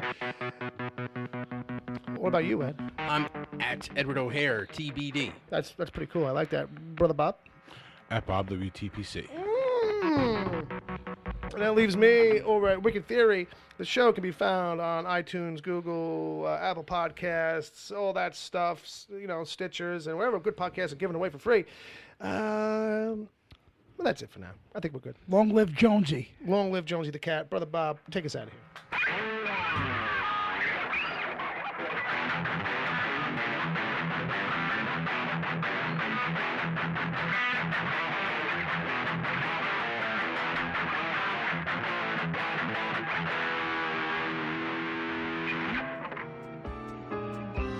The Wicked Theory podcast is heard live every Saturday at 7 p.m. Eastern until whenever. Just go to mixler.com/wicked-theory. Mixler is MIXLR. Sign up to join the chat. Then click the follow button to get reminders whenever the show goes live.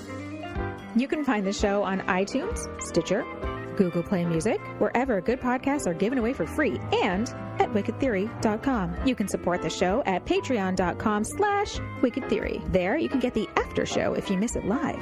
God forbid. Plus other exclusive episodes. As always, send your emails to podcast@wickedtheory.com.